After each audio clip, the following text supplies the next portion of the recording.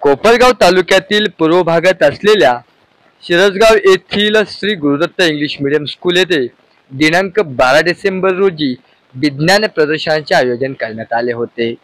या विज्ञान प्रदर्शनामध्ये अन्न, आरोग्य, स्वच्छता, वाहतूक व्यवस्थापन, वाहतूक दळणवळण, नैसर्गिक शेती, आपत्ती व्यवस्थापन, गणितीय मॉडेल, संगणकीय विचार, कचरा व्यवस्थापन, पर्यावरण अशा अनेक विषयांवरती विद्यार्थ्यांनी मॉडेल्स बनविले होते। आज दिनांक 13 डिसेंबर 2024 रोजी याच गुरुदत्त इंग्लिश मीडियम स्कूलमध्ये बाल आनंद मेळावा आयोजित करण्यात आला होता।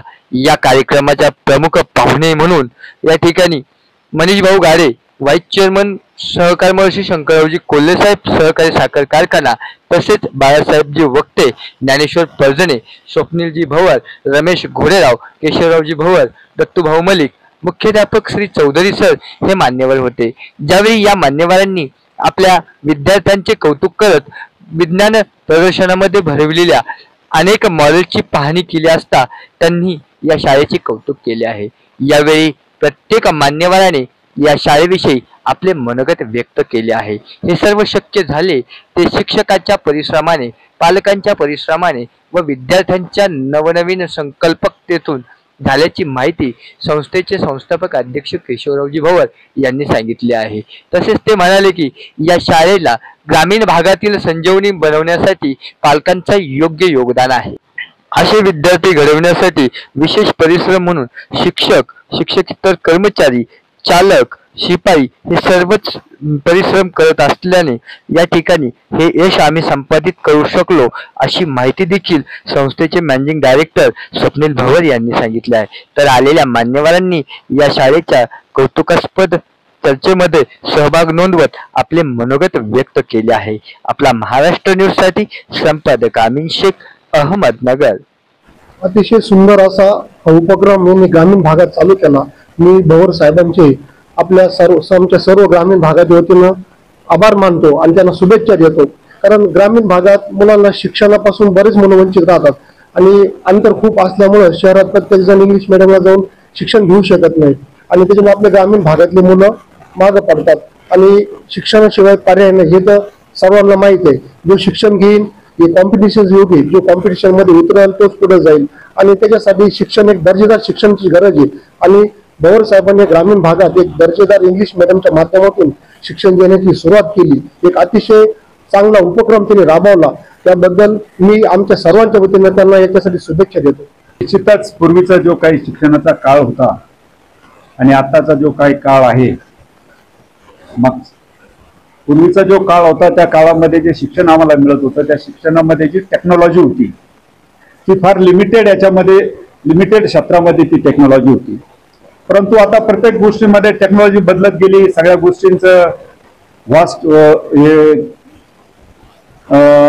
माहिती, तंत्रज्ञान सगळं काही अवेलेबल व्हायला लागलं। त्यामुळे आपण युजली जर पाहिलं तर लहानपणापासून आपण 1ली ते 7वी पर्यंत आपल्याला बऱ्यापैकी फक्त वाचता येत होतं किंवा गणिताचे काही पाढे येत होते। परंतु आताच्या जर मुलांचा जर विचार केला तर KG पासून तर 1st, 2nd, 3rd स्टँडर्ड पर्यंतचे मुलं सुद्धा फार चांगल्या प्रकारे सायन्सच्या सुद्धा काही एक्सपेरिमेंट्स असतील किंवा काही इतिहासाचे काही संदर्भ असतील त्याचे ते देऊ शकतात। हा एक अमृतुल्य बदल जो घडून आलेला आहे। कारण आताचे जे विद्यार्थी आहेत त्यांच्यामध्ये म्हणजे ज्याला आपण शैक्षणिक त्यांची जी गुणवत्ता आहे ती अतिशय फास्ट आहे। त्याच्यामुळे ते विद्यार्थी फार चांगल्या प्रकारे त्यांच्या याच्यामध्ये त्यांच्या फील्डमध्ये चांगलं काम करतायत। आज केशवरावच्या भवरांच्या या शाळेमध्ये आल्यानंतर आताच्या विद्यार्थ्यांचं जे आपण सायन्स एक्झिबिशन मध्ये बघितलं, आपण जे पहिली एक्सपेरिमेंटेशन मध्ये त्या कन्यांनी जे काही आपल्याला एक्सप्लेन केलं की कार्बन डायऑक्साईड आज आपलं पोल्युशन फार मोठ्या प्रमाणात वाढलेलं आहे। हे पोल्युशन जर आपल्याला कंट्रोल करायचं असेल तर याच्यासाठी आपल्याला काही महत्त्वाच्या स्टेप्स घ्यावाच लागतील। त्याच्याकरता तिनं जे त्याच्या याच्यातून जे सांगण्याचा प्रयत्न केला किंवा जे एक्सपेरिमेंट मधून त्यांनी जे काही आपल्याला दाखवलं की आपण हे कंट्रोल करू शकतो आणि शुद्ध हवा आपण आपल्या लोकांना देऊ शकतो, हे त्यांनी त्याच्यातून सिद्ध केलं। निश्चितच या शाळेचं भवितव्य अतिशय चांगलं राहणार आहे।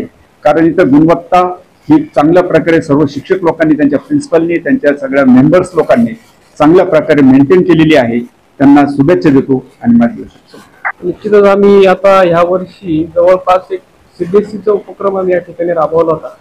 आम्ही आता बाकीच्या स्कूल्स बघतो तर त्या स्कूल्स मध्ये आम्ही बघतो की SSCच्या प्रमाणे सीबीएसईची मुलं मॅथ्स आणि सायन्स मध्ये फार हुशार आहेत.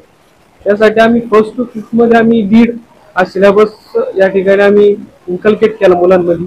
त्याचा आपल्याला असं बेनिफिट भेटलं की आमची मुलं मॅथ्स आणि सायन्स मध्ये फार हुशार झाले. आज जर तुम्ही बघितलं सायन्स प्रोजेक्ट्स मध्ये तर या आमच्या मुलांनी एक चांगल्या प्रकारे प्रोजेक्ट्स असतील, एक्सप्लेनेशन असतील ते बऱ्या प्रकारे दिलं. आता पुढं आमचं असं आहे की आम्हाला जवळपास हा सिलेबस लवकरात लवकर वाइंड अप करून एप्रिल महिन्यात आम्ही मुलांचे जे पुढच्या वर्षी काय नवीन आम्ही शिकवणार मुलांना त्या प्रकारे पॅरेंट्स असतील, शिक्षक असतील, स्टुडंट्स असतील त्यांचं इन्व्हॉल्वमेंट करून आम्ही मुलांमध्ये एक चांगलं प्रगतीचं आम्ही पाठीमागं आहे.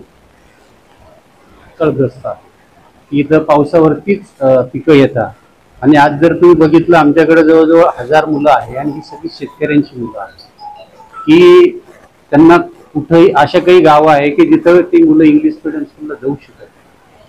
तुम्ही जर बघितलं एक 5-25 आपण जेव्हा शिक्षण घेत होतो तेव्हाची परिस्थिती काय होती आणि आत्ताची परिस्थिती काय आहे तर फार आमूलाग्र बदल झालेला. जग हे फार फास्ट पुढे चाललेलं आहे आणि त्याच्याबरोबर आपल्याला कॉम्पिटिशन करायचं आहे, त्याच्याबरोबर आपल्याला चालायचं आहे. म्हणून आपल्या ग्रामीण भागातली सुद्धा मुलं ही कुठेही मागे राहायला नको हा एक तर पहिला आमचा उद्देश आहे की या पूर्व भागातली जेवढी मुलं आहे यांना चांगलं शिक्षण मिळालं पाहिजे. आणि तुम्ही जर बघितलं तर मागे आमच्याकडे एक ब्रीद आहे आमचं 10वीच्या मुलांनी कुणी ट्युशन लावायची हे आमचं स्वतःचं ब्रीद आहे. त्याला काय पाहिजे ते आम्ही सर्व करून घेतो आणि तरीही आमची मुलं फार चांगले 95 पर्यंत टॉपर आहे. आणि दुसरी गोष्ट भविष्यामध्ये शिक्षणामध्ये जे काही देता येईल, आता स्वप्नीलने सांगितलं की आमचं टार्गेट असं आहे की आम्हाला साधारण 15 मार्च पर्यंत सगळं पोर्शन वाइंड अप करून परीक्षा घेऊन पुढच्या वर्षाची तयारी आम्हाला स्टार्ट करायची आहे की 1 महिना जवळजवळ आम्ही पुढच्या वर्षीची तयारी करणार आहे. आणि आता भारत सरकारचं सुद्धा जर नवीन धोरण आलं, शैक्षणिक नवीन धोरण आलं त्यानुसार बऱ्याचशा गोष्टी बदलणार आहे.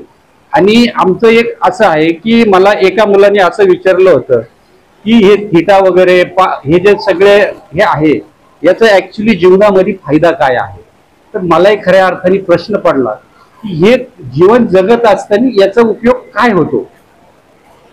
तर मुलांना त्यांच्या जगण्यासाठी जे काही आवश्यक आहे ते आपल्याला कसं देता येईल की उदाहरणार्थ कुठल्याही स्कूलमध्ये किंवा कुठेही मला असं दिसलं नाही की मुलांना ट्रॅफिक रूल्स शिकवले जावा. आजही भारतामध्ये बघा किंवा कुठेही बघा ट्रॅफिकचे आपल्या लोकांना आजही सेन्स नाही. म्हणून आमचा उद्देश आहे की आमची मुलं सगळ्या यांनी परिपूर्ण झाली पाहिजे.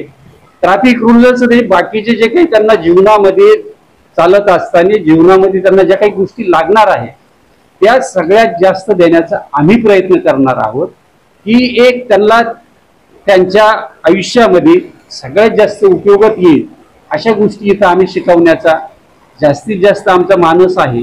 आणि मुलं शिकली तर देशाचं भवितव्य घडणार आहे. आणि आपल्या पूर्व ह्या भागामध्ये ही जी शेतकऱ्यांची मुलं आहे आणि प्रचंड टॅलेंट आहे. तुम्हाला मी सांगतो ह्या मुलांमध्ये प्रचंड टॅलेंट आहे.